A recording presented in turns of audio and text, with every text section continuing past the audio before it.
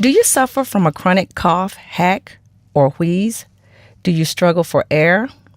Are you frequently short of breath when gardening, grocery shopping, or climbing stairs? If so, your lungs could be trying to tell you something. You could be one of the 24 million Americans who suffer from chronic obstructive pulmonary disease, COPD. I'm Letitia Presley Cantrell, a behavioral scientist at the CDC. COPD, also referred to as emphysema or chronic bronchitis, is a serious lung disease that makes it hard to breathe. Unfortunately, half of those who suffer from COPD remain undiagnosed. COPD develops slowly and can worsen over time. The symptoms are often dismissed as a normal consequence of aging or being out of shape. Before you can understand COPD, you need to know how your lungs work. Airways carry air in and out of the lungs. Healthy airways and air sacs in the lungs are elastic.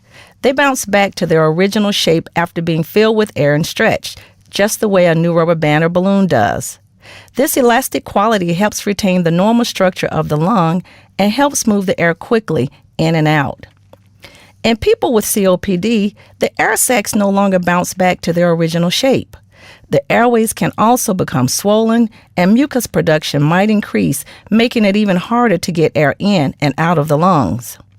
Symptoms of COPD typically include constant coughing, shortness of breath while doing normal daily activities, excess mucus production, feeling like you can't breathe, not being able to take a deep breath, and wheezing. When COPD is severe, shortness of breath and other symptoms get in the way of doing even the most basic activities, such as light housework, taking a walk, even bathing, and getting dressed. If you experience any of these symptoms and are a current or former smoker, you are especially at risk for COPD. While smoking is one of the most common risk factors, it's not the only one. In fact, 1 in 6 people with COPD have never smoked. If you have worked or lived around dust, chemicals, fumes, or other things that can irritate the lungs, you could be at risk.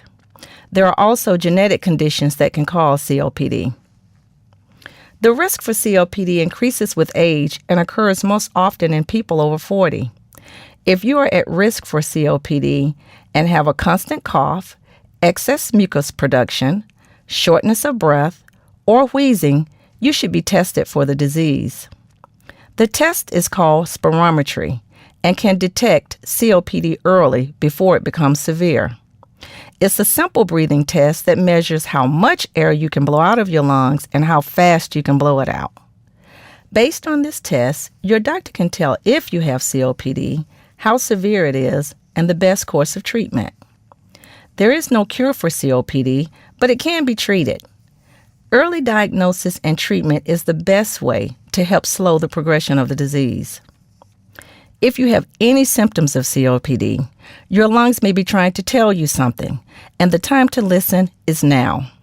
Take the first step to breathing better by learning more about COPD today. For more information, please visit www.cdc.gov and type COPD in the search box, or visit the COPD Learn More, Breathe Better campaign at copd.nhlbi.nih.gov. For the most accurate health information, visit www.cdc.gov or call 1-800-CDC-INFO.